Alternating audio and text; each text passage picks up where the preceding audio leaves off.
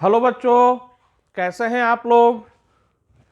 आज के क्लास में हम लोग थर्मोडायनेमिक्स ऑफ एडजॉर्शन से स्टार्ट करने जा रहे हैं। पिछले क्लास में एडजॉर्शन का मैकेनिज्म तक का पार्ट हम लोग का पढ़ा हुआ है। तो थर्मोडायनेमिक्स पर हम लोग आते हैं। एडजॉर्शन से रिलेटेड थर्मोडायनेमिक्स क्या कहता है, तो ध्यान से देखिएगा, समझिएगा। यहां पर ये किसी सॉलिड का एक फिगर यहां पर दिखाया गया है। सॉलिड के सरफेस पर बात करें तो सरफेस पर जो पार्टिकल्स है उसके चारों तरफ फोर्सेस को देखिए। तो ये जो सरफेस पर पार्टिकल्स है उसका इन्वायरमेंट चारों तरफ सेम नहीं है। ये बल्क में जाएंगे तो बल्क में सॉलिड के पार्टिकल्स मिलेंगे, और सरफेस से ऊपर जाएंगे तो गैस के पार्टिकल्स मिलेंगे। तो यहां पर सरफेस पर जो भी पार्टिकल आता है उस पर नेट अट्रैक्टिव फोर्स लगने लगता है। अब ध्यान से सुनिएगा। ड्यू टू एडजॉर्प्शन, जो पार्टिकल्स सरफेस पर डिपॉजिट होता है, तो ड्यू टू अट्रैक्शन ये जो नेट अट्रैक्टिव फोर्सेस है ये क्या होता है, हम लोग का डिक्रीज करता है। तो मैं रिपीट कर रहा हूं, जब पार्टिकल्स यहां सरफेस पर एडजॉर्ब करते हैं तो due to adsorption net attractive force decrease करता है, जिसके कारण से सरफेस एनर्जी डिक्रीज करता है। अब जरा ध्यान दीजिए, सरफेस एनर्जी डिक्रीज कर गया तो ये सरफेस एनर्जी का क्या हुआ, लॉस हुआ। तो जो सरफेस एनर्जी का लॉस होता है वही हीट के फॉर्म में क्या होता है, अपीयर होता है। इसका मतलब अगर कोई सब्सटेंस किसी दूसरे सब्सटेंस के सरफेस पर एडजॉर्ब हो रहा है, वहां सरफेस एनर्जी डिक्रीज किया, जो सरफेस एनर्जी का लॉस हुआ वो हीट के फॉर्म में अपीयर हुआ, हीट के फॉर्म में निकला। मतलब एडजॉर्प्शन कैसा प्रोसेस है, तो एक्सोथर्मिक प्रोसेस है। तो ये हम लोग को याद रखना है, adsorption is an exothermic process. ऐसे याद रखिए, एडजॉर्प्शन इज ऑलवेज एक्सोथर्मिक। तो डेल्टा एच क्या होगा, हम लोग का निगेटिव होगा। चलिए अब हम लोग एंट्रोपी के बारे में बात करते हैं। तो पार्टिकल्स का मूवमेंट जितना ज्यादा, एंट्रोपी उतना ही क्या होता है, ज्यादा होता है। यहां पर क्या हो रहा है, अगर एक फिगर से हम लोग समझें, ये चारकोल दिखा दिया जा रहा है और इसमें कोई गैस रख दिया गया, ऑक्सीजन या नाइट्रोजन या हाइड्रोजन। अब ये जो गैस हैं वो चारकोल के सरफेस पर एडजॉर्ब हो जा रहे हैं। तो ये गैस चारकोल के सरफेस पर एडजॉर्ब हो जा रहे हैं। तो गैस के पार्टिकल सब रैंडम मोशन में थे, लेकिन जैसे ही चारकोल के सरफेस पर एडजॉर्ब होंगे उनका मूवमेंट डिक्रीज करेगा। तो याद कीजिए, पार्टिकल्स का मूवमेंट जितना ज्यादा एंट्रोपी उतना ही ज्यादा, या रिवर्स में बोले पार्टिकल्स का मूवमेंट जितना कम एंट्रोपी उतना ही कम। गैस के पार्टिकल्स जब सरफेस पर एडजॉर्ब हो गए तो उनका मूवमेंट डिक्रीज कर गया, तो एंट्रोपी भी क्या हो जाएगा, डिक्रीज कर जाएगा। तो एंट्रोपी भी डिक्रीज करेगा, तो इसका मतलब डेल्टा एस क्या आएगा, हम लोग का निगेटिव आएगा। तो दो बातें, entropy change negative, enthalpy change negative. Third हम लोग आते हैं गिब्स फ्री एनर्जी के चेंज पर। थर्ड समझिए, डेल्टा जी इक्वल टू क्या होता है हम लोग का, delta H minus T into delta S. ध्यान दीजिएगा, इसमें साइन डेल्टा एच का रखा गया है, एक्सोथर्मिक था माइनस में चला गया, minus T into delta S. तो डेल्टा एस हम लोग का क्या था, निगेटिव था, तो ये भी आ गया माइनस। अब डेल्टा जी का साइन तो ध्यान दीजिए, ठीक है ना।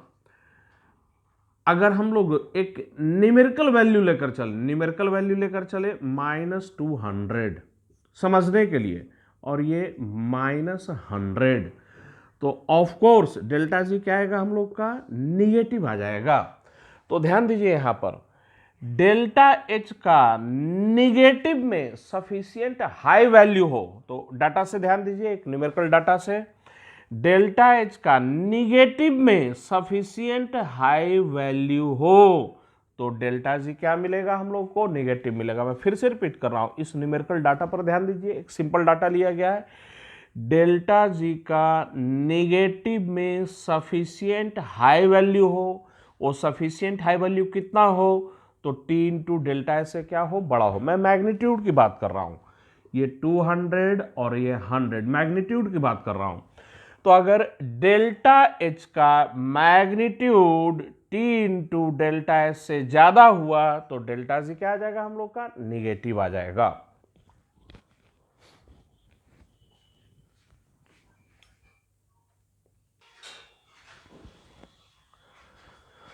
चलिए, अभी तक जो भी बातें समझाया गया था वही बातें यहां पर बोर्ड पर लिखा गया, हम लोग एक एक कर पढ़ते हैं। पढ़िए। During adsorption there is always a decrease in residual forces. तो याद रखना है, ड्यूरिंग एडजॉर्प्शन जो रेजिडुअल अट्रैक्टिव फोर्सेस थे वो क्या होता है, डिक्रीज करता है। That is there is decrease in surface energy, जिसके कारण से सरफेस एनर्जी डिक्रीज करता है, और सरफेस एनर्जी डिक्रीज किया तो वो हीट के फॉर्म में क्या होता है, अपीयर होता है, विच अपीयर्स एज हीट। तो हमेशा याद रखना है एडजॉर्प्शन एक एक्सोथर्मिक प्रोसेस है। तो adsorption therefore is invariably an exothermic process. Delta H क्या मिलेगा, निगेटिव मिलेगा। चलिए एंट्रोपी के बारे में पढ़ते हैं। When a gas is adsorbed, the freedom of movement of its molecule become restricted। तो मॉलिक्यूल के मूवमेंट के लिए जो फ्रीडम है वो रेस्ट्रिक्ट हो जाता है।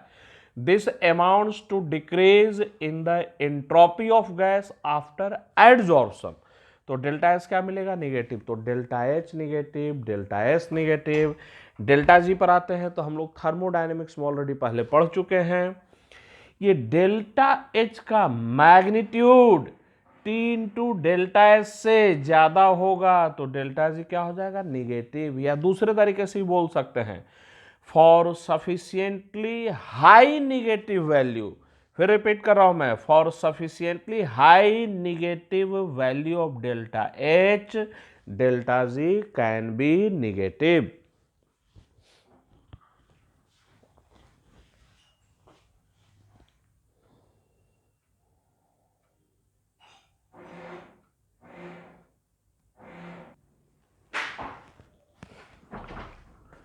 हम लोग नेक्स्ट आते हैं एडजॉर्प्शन के टाइप्स पर। एडजॉर्प्शन कितने टाइप्स के होते हैं तो पहले समझिएगा, उसके बाद हम लोग चीज़ों को लिखना स्टार्ट करेंगे।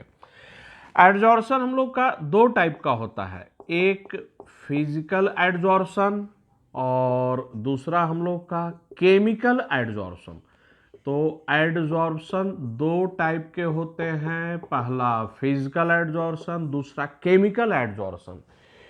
फिजिकल एडजॉर्प्शन इसे हम लोग फिजिजॉर्प्शन भी कहते हैं, फिजिजॉर्प्शन, या इसका एक और नाम है वांडर वाल्स एडजॉर्प्शन भी बोला जाता है।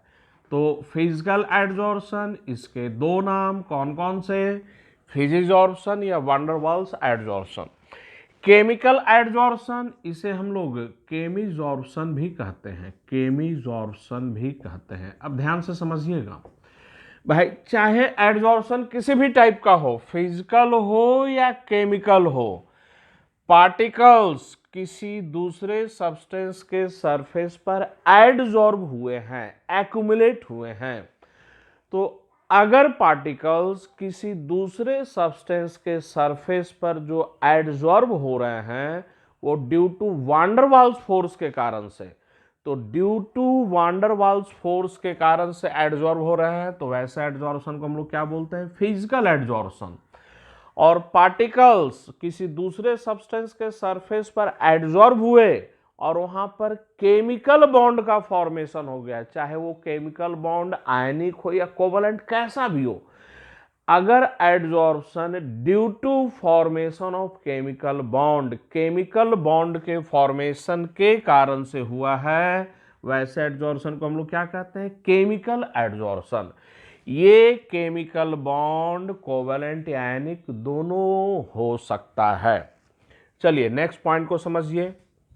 कभी कभी कुछ केसेस में ऐसा भी होता है कि केमिकल एडजॉर्प्शन और फिजिकल एडजॉर्प्शन ये दोनों साथ साथ भी होते हैं। तो ये मत सोच लीजिएगा कि एक टाइम पर एक ही एडजॉर्प्शन होता है, साइमल्टेनियसली। कुछ केसेस में ये भी देखा गया है कि एक ही टाइम पर फिजिकल और केमिकल एडजॉर्प्शन दोनों साथ साथ में होते हैं। तो जब फिजिकल और केमिकल एडजॉर्प्शन दोनों साथ साथ में होते हैं तो फिजिकल एडजॉर्प्शन कितना या केमिकल एडजॉर्प्शन कितना वो पता करना मुश्किल होता है। चलिए नेक्स्ट पॉइंट। कई केसेस ऐसे भी मिलेंगे कि लो टेम्परेचर पर जो एडजॉर्प्शन हुआ है वो फिजिकल के कारण से, रिपीट कर रहा हूं, कई केसेस ऐसे ही मिलेंगे कि लो टेम्परेचर पर जो एडजॉर्प्शन हुआ वो फिजिकल के कारण से, due to weak van der Waals forces के कारण से। एज टेम्परेचर इंक्रीजेज, जैसे जैसे टेम्परेचर इंक्रीज करते हैं ये फिजिकल एडजॉर्प्शन से चेंज होकर किस में चला जाता है, केमिकल एडजॉर्प्शन में चला जाता है। तो ये भी पॉइंट याद रखना, इंपॉर्टेंट पॉइंट। कुछ केसेस में लो टेम्परेचर पर फिजिकल एडजॉर्प्शन हुआ तो स्टार्ट तो फिजिकल एडजॉर्प्शन से हुआ, वान डेर वाल्स फोर्स के कारण से एडजॉर्ब हुआ, लेकिन टेम्परेचर इंक्रीज करने पर वही फिजिकल एडजॉर्प्शन किस में कन्वर्ट हो जाता है, केमिकल एडजॉर्प्शन में।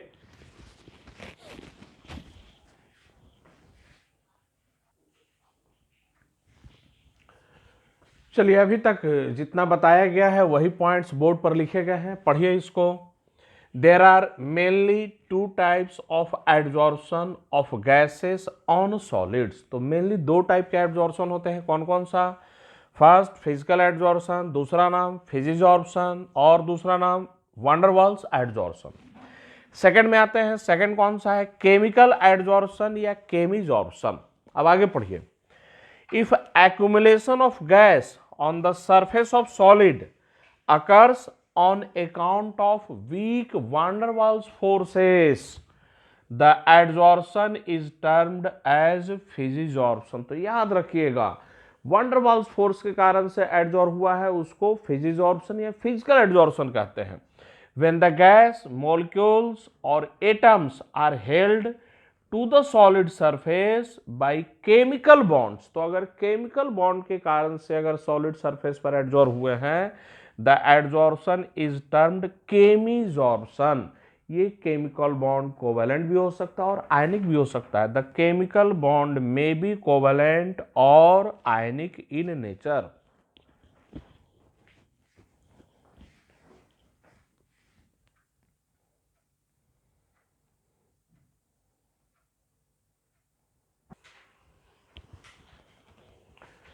चलिए हम लोग नेक्स्ट पॉइंट पर आते हैं, लेकिन नेक्स्ट पॉइंट जो बोर्ड पर लिखा हो उसको पढ़ने से पहले मैं उसको फिर से रिपीट कर देता हूं। कभी कभी फिजिकल एडजॉर्प्शन और केमिकल एडजॉर्प्शन ये दोनों प्रोसेस साथ साथ होते हैं। तो जब ये दोनों प्रोसेस साथ साथ होते हैं तो उस टाइम पर ये पता कर पाना कितना फिजिकल कितना एडजॉर्प्शन, ये डिफिकल्ट काम होता है, आसान नहीं होता है। दूसरा पॉइंट, लो टेम्परेचर पर अगर कोई सब्सटेंस किसी दूसरे सरफेस पर फिजिकल एडजॉर्प्शन के कारण से एडजॉर्ब हुआ है, तो लो टेम्परेचर पर एडजॉर्प्शन तो हुआ था फिजिकल एडजॉर्प्शन के कारण से, लेकिन जैसे ही टेम्परेचर इंक्रीज करते हैं वो केमिकल एडजॉर्प्शन में क्या हो जाता है, कन्वर्ट हो जाता है। और कुछ एग्जांपल्स हैं, पढ़िए अब। Sometimes these two processes, these two मतलब केमिकल और physical, sometimes these two processes occur simultaneously and it is not easy to ascertain the type of adsorption. So it is not easy to ascertain the type of adsorption. A physical adsorption at low temperature may pass into chemical adsorption as temperature is increased। और इसका example बिल्कुल कंठस्थ रखना है। Hydrogen gas is first adsorbed on nickel by van der Waals force। तो निकल के surface पर हाइड्रोजन गैस पहले जो एडजॉर्ब किया वो van der Waals फोर्स के कारण से। Molecules of hydrogen then dissociate, hydrogen के मोलिक्यूल्स फिर डिसोसिएट करते हैं to form hydrogen atoms which are held by the surface by chemisorption। तो निकल के सरफेस पर हाइड्रोजन गैस पहले वान डेर वाल्स फोर्स के कारण से एडजॉर्ब हुआ, उसके बाद हाइड्रोजन के मॉलिक्यूल्स डिसोसिएट कर गए, ये मॉलिक्यूल्स डिसोसिएट कर गए और क्या बना हम लोग का हाइड्रोजन एटम। अब ये जो हाइड्रोजन एटम है वो निकल के साथ एक केमिकल बॉन्ड बना देता है, तो बाद में जो प्रोसेस हो गया कैसा हो गया हम लोग का केमिसॉर्प्शन। चलिए, तो ये थे हम लोग के एडजॉर्प्शन के टाइप्स, तो मेनली दो टाइप्स, फिजिकल और केमिसॉर्प्शन। अब हम लोग इन दोनों के बीच में डिफरेंस या कंपैरिजन डिटेल से करेंगे। फिजिकल और केमिकल एडजॉर्प्शन के बीच में जो भी डिफरेंसेस हैं या जो भी कंपैरिजन है उनके बारे में अब हम लोग डिटेल से आएंगे।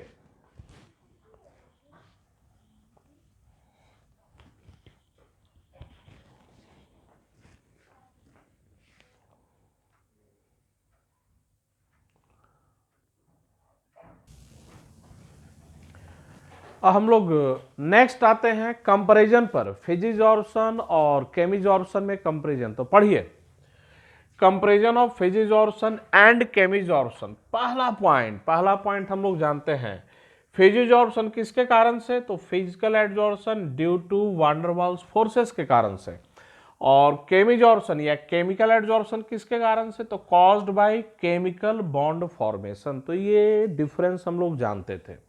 अब सेकंड डिफरेंस पर आते हैं। सेकंड डिफरेंस ध्यान से देखना है और समझना है। फिजिकल एडजॉर्प्शन के बारे में क्या बोला जा रहा है, it is not a specific in nature, और केमिकल एडजॉर्प्शन के बारे में क्या बोला जा रहा है, it is highly specific in nature. तो फिजिकल एडजॉर्प्शन के बारे में बोला गया not a specific in nature, और केमिकल एडजॉर्प्शन के बारे में बोला गया हाईली स्पेसिफिक इन नेचर। इसका मतलब समझिए कि नॉट स्पेसिफिक और हाईली स्पेसिफिक किसको बोला जा रहा है। तो जैसे अगर इस कंटेनर में हम लोग का चारकोल ले लिया जाए, इस कंटेनर में अगर हम लोग चारकोल ले लें और चारकोल के सरफेस पर हाइड्रोजन गैस भी एडजॉर्ब होता है, चारकोल के सरफेस पर ऑक्सीजन गैस भी एडजॉर्ब होता है, चारकोल के सरफेस पर अमोनिया गैस भी एडजॉर्ब होता है। मतलब चारकोल के सरफेस पर जो गैसेस एडजॉर्ब हो रहे हैं वो कई गैसेस एडजॉर्ब हो सकते हैं। तो चारकोल का जो सरफेस है किसी पर्टिकुलर गैस के एडजॉर्ब होने के लिए प्रेफरेंस नहीं दिखा रहा है कि ये चारकोल का सरफेस, इसमें सिर्फ और सिर्फ यही गैस एडजॉर्ब होगा, दूसरा गैस एडजॉर्ब हो ही नहीं सकता है। तो मतलब चारकोल के सरफेस पर बहुत सारे गैसेस क्या हो सकते हैं, एडजॉर्ब हो सकते हैं। ये प्रेफरेंस नहीं दिखा रहा है, तो इसको बोलेंगे not a specific in nature. तो पढ़िए इधर, it is not a specific in nature, इसका मतलब क्या हुआ, तो it means A given surface of an adsorbent does not show any preference for a particular gas। तो ध्यान में रखना है, जैसा भी यहां पर बता रहे थे, किसी पर्टिकुलर गैस के लिए चारकोल का प्रेफरेंस, ये नहीं कि चारकोल का सरफेस प्रेफरेंस दिखा रहा है कि सिर्फ हाइड्रोजन ही एडजॉर्ब होगा, अमोनिया एडजॉर्ब होगा ही नहीं। तो इसको हम लोग बोलते हैं not a specific in nature. और वही किसी सरफेस पर कोई गैस सिर्फ और सिर्फ एक पर्टिकुलर गैस ही एडजॉर्ब हो रहा है तो उसको बोलते हैं हाईली स्पेसिफिक इन नेचर। तो अगर किसी पर्टिकुलर गैस के लिए प्रेफरेंस दिखाए तो उसको बोला जाता है हाईली स्पेसिफिक इन नेचर, और किसी पर्टिकुलर गैस के लिए कोई प्रेफरेंस नहीं है तो उसको बोलते हैं नॉट स्पेसिफिक इन नेचर। तो हम लोग फिर से शुरू से पढ़ते हैं।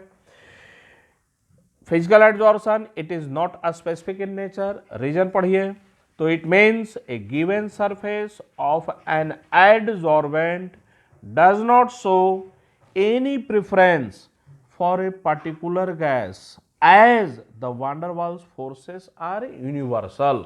लेकिन केमिकल बॉन्ड यूनिवर्सल नहीं है, ये नहीं कि ऑक्सीजन का सबके साथ केमिकल बॉन्ड बन ही जाता है या हाइड्रोजन का सबके साथ केमिकल बॉन्ड बन ही जाता है। केमिकल बॉन्ड स्पेसिफिक है। तो यहां पर पढ़ते हैं हम लोग chemisorption, it is highly specific in nature.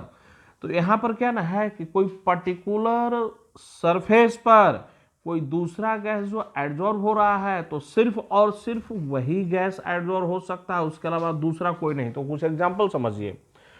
O2 is adsorbed on the metals by virtue of oxide formation। तो यहां पर ऑक्साइड का फॉर्मेशन हो रहा है। तो ये नहीं कि ऑक्सीजन जब चाहे तब सबके साथ ऑक्साइड बना ही लेता है।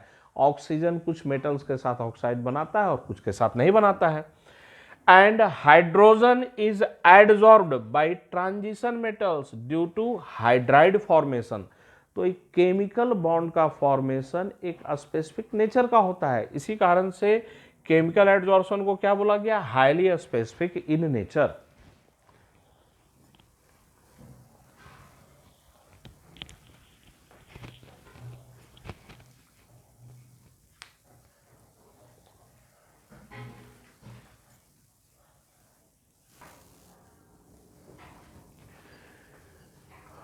चलिए फिजिजॉर्प्शन और केमिजॉर्प्शन में और भी कुछ हम लोग डिफरेंस पर आते हैं। थर्ड पढ़िए, फिजिकल एडजॉर्प्शन, इसका नेचर क्या बोला जा रहा है, रिवर्सिबल इन नेचर।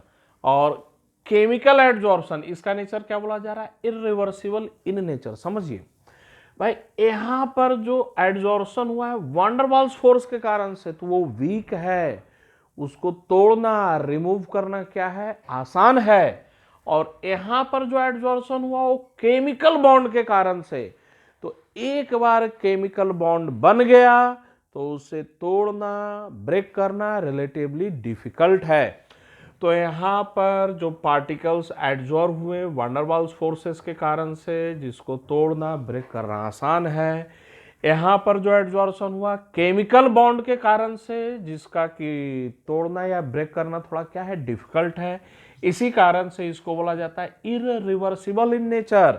और फिजिकल एडजॉर्प्शन को हम लोग क्या बोलते हैं, रिवर्सिबल इन नेचर। चलिए नेक्स्ट हम लोग आते हैं चौथे डिफरेंस में, फिजिकल एडजॉर्प्शन के बारे में। It depends on nature of gas, chemisorption also depends on nature of gas. तो ये दोनों कॉमन पॉइंट है।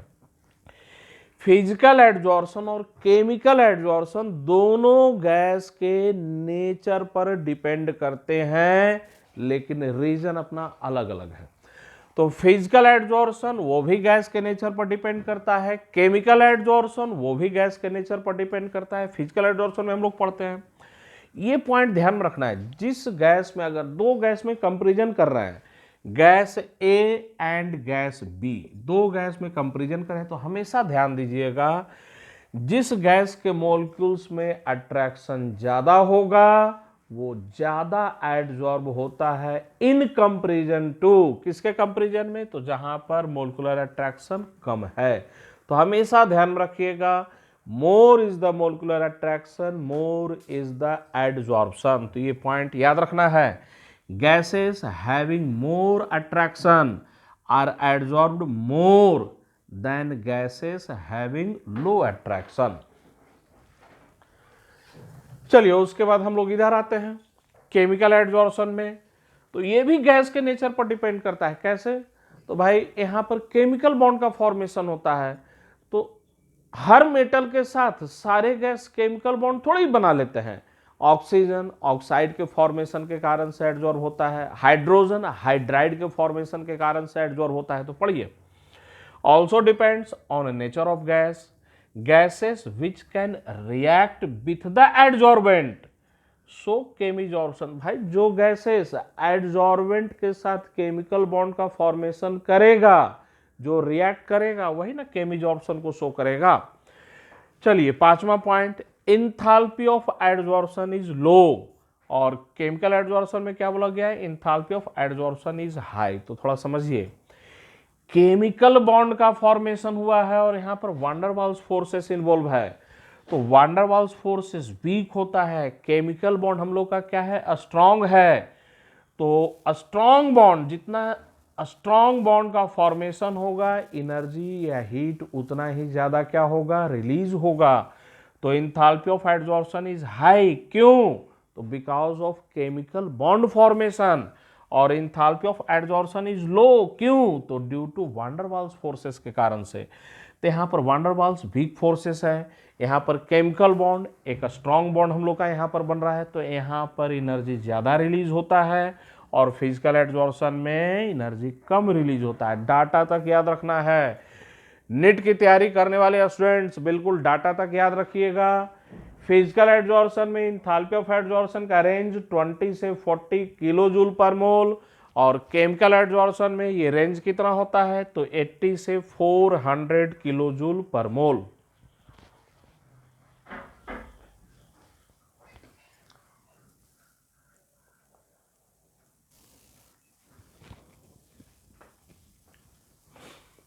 हम लोग नेक्स्ट पॉइंट पर आते हैं। नेक्स्ट पॉइंट पढ़िए फिजिकल एड्जॉर्प्शन के बारे में।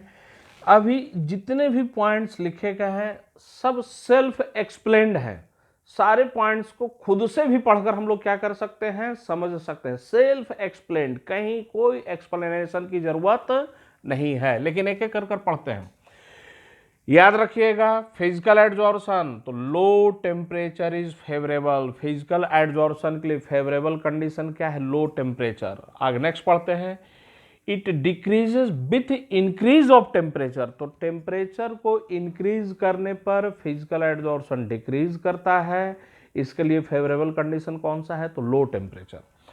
केमिकल एब्जॉर्प्शन में just opposite, high temperature is favourable, तो केमिजॉर्प्शन के लिए फेवरेबल कंडीशन कौन सा, हाई टेम्परेचर। और नेक्स्ट पढ़िए, it increases with increase of temperature, temperature increase करने पर इंक्रीज कर जाता है। प्रेशर से आते हैं, तो फिजिकल एड्जॉर्प्शन और केमिकल एड्जॉर्प्शन दोनों के लिए हाई प्रेशर इज फेवरेबल। पढ़िए, high pressure is favourable for physical adsorption, और केमिकल एड्जॉर्प्शन में चले तो हाई प्रेशर इज फेवरेबल। तो याद रखिएगा दोनों के लिए कौन सा प्रेशर फेवरेबल है, तो हाई प्रेशर। अब उसके बाद नेक्स्ट हम लोग आते हैं 8 में, लो एक्टिवेशन एनर्जी। ये सिंबल तो आप लोग समझते ही होंगे, EA एक्टिवेशन एनर्जी का सिंबल है। तो ऐसे ही कॉमन सेंस लगाइए, केमिकल बॉन्ड का फॉर्मेशन होगा और वांडरवाल्स फोर्स के कारण से, तो एक स्ट्रॉन्ग बॉन्ड का फॉर्मेशन हो रहा है, वहां पर एक्टिवेशन एनर्जी की जो जरूरत होती है वो ज्यादा होती है। तो स्ट्रॉन्ग बॉन्ड का फॉर्मेशन, केमिकल बॉन्ड का फॉर्मेशन होगा, वहां पर high activation energy is needed. और वीक वांडरवाल्स फोर्स के लिए बहुत ज्यादा एक्टिवेशन एनर्जी की जरूरत नहीं है, लो एक्टिवेशन एनर्जी इज नीडेड। तो यहाँ पर फिजिकल एड्जॉर्प्शन में किसके कारण से, ड्यू टू वांडरवाल्स फोर्सेस के कारण से, और ये वीक होता है, तो यहाँ पर लो एक्टिवेशन एनर्जी इज नीडेड। और वही केमिकल एड्जॉर्प्शन की बात करें तो वहाँ पर बॉन्ड फॉर्मेशन, स्ट्रॉन्ग बॉन्ड का फॉर्मेशन हो रहा है, तो वहाँ पर high activation energy is needed. और चूंकि यहाँ पर हाई एक्टिवेशन एनर्जी की जरूरत है केमिकल एड्जॉर्प्शन में, तो केमिकल एड्जॉर्प्शन का एक और नाम हम लोग बोलते हैं एक्टिवेटेड एड्जॉर्प्शन। तो ध्यान दीजिए, एक्टिवेटेड एड्जॉर्प्शन क्यों बोला जाता है, तो इस नाम से ध्यान में रखिएगा। केमिजॉर्प्शन को एक्टिवेटेड एड्जॉर्प्शन इस कारण से बोलते हैं क्योंकि यहां पर हाई एक्टिवेशन एनर्जी की जरूरत होती है। नेक्स्ट, ऐसे कॉमन सेंस समझिए, नेक्स्ट पॉइंट याद करने का नहीं है, समझने का है। एड्जॉर्प्शन कहां पर हो रहा है, सरफेस पर हो रहा है भाई। पार्टिकल्स जो एक्यूमुलेट हो रहे हैं किसी सब्सटेंस के सरफेस पर एक्यूमुलेट हो रहे हैं, तो सरफेस एरिया जितना ज्यादा होगा एड्जॉर्प्शन भी उतना ही ज्यादा होगा। तो मैं फिर से रिपीट कर रहा हूं, एड्जॉर्प्शन कहां पर हो रहा है, तो किसी सब्सटेंस के सरफेस पर हो रहा है। सरफेस एरिया जितना ज्यादा एड्जॉर्प्शन भी उतना ही ज्यादा। तो नेक्स्ट पॉइंट पढ़िए, depends on surface area, surface area पर डिपेंड करता है। Increases with increase of surface area. Chemisorption में आए, also depends on surface area, ये भी सरफेस एरिया पर डिपेंड करता है। Increases with an increase of surface area.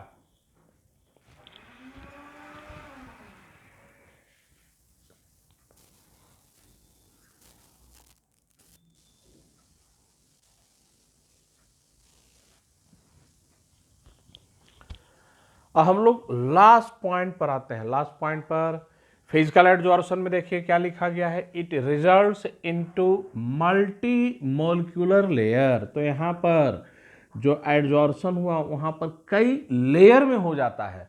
तो तो it results into multi molecular layer, molecule के कई लेयर यहां पर बनते हैं। Chemisorption, it results into unimolecular layer, यहां पर मोलिक्यूल का एक ही लेयर बनता है। रीजन समझिए, यहां पर जो एडजॉर्प्शन हुआ वो एक ही लेयर में, और यहां पर जो एडजॉर्प्शन हुआ वो एक से ज्यादा लेयर में। तो समझिए रीजन इसके पीछे का समझिए। ये सॉलिड का सरफेस दिखा दिया गया है, ये सॉलिड और ये सॉलिड का सरफेस है। वैसे यहाँ भी एक सॉलिड दिखा दे और यहाँ पर सॉलिड का सरफेस दिखा दिया जाए, तो भाई यहाँ पर जो एडजॉर्प्शन होगा सरफेस पर जो एडजॉर्प्शन होगा यहाँ, वो वान डर वाल्स फोर्स के कारण से, और यहाँ पर सरफेस पर जो एडजॉर्प्शन हो रहा है वो केमिकल बॉन्ड के फॉर्मेशन के कारण से। तो ध्यान दीजिए, मैं एक लेयर यहां पर ऐसे दिखा देता हूं, एक लेयर ऐसे बना देता हूं केमिकल बॉन्ड। अब इसी लेयर में केमिकल बॉन्ड का फॉर्मेशन हुआ है, तो भाई ये बताइए ऊपर से दूसरा लेयर वो सरफेस के साथ रिएक्ट कर ही नहीं पाएगा, क्योंकि यहां पर केमिकल बॉन्ड का फॉर्मेशन होना है। फॉर एग्जांपल बोलो कि ये निकेल का सरफेस है और ये हाइड्रोजन गैस यहां पर एडजॉर्ब हो रहा है, तो निकेल के सरफेस पर हाइड्रोजन गैस एडजॉर्ब हुआ, निकल हाइड्राइड बना, केमिकल बॉन्ड का फॉर्मेशन हुआ। अब जो नेक्स्ट मॉलिक्यूल नेक्स्ट लेयर आएगा, तो जरा ये बताइए इसके ऊपर जो नेक्स्ट लेयर आएगा वो निकेल के सरफेस के साथ रिएक्ट कैसे कर पाएगा? तो यहां पर चूंकि केमिकल बॉन्ड का फॉर्मेशन हो रहा था, तो कितने लेयर बन पाते हैं? एक ही लेयर बन पाते हैं, और ये वान डर वाल्स फोर्स के कारण से है। तो यहाँ पर जो एडजॉर्प्शन होता है वो एक से ज़्यादा लेयर में। तो रीजन याद रखिएगा, it results into multi molecular layer due to weak van der Waals forces. It results into unimolecular layer due to chemical bond formation.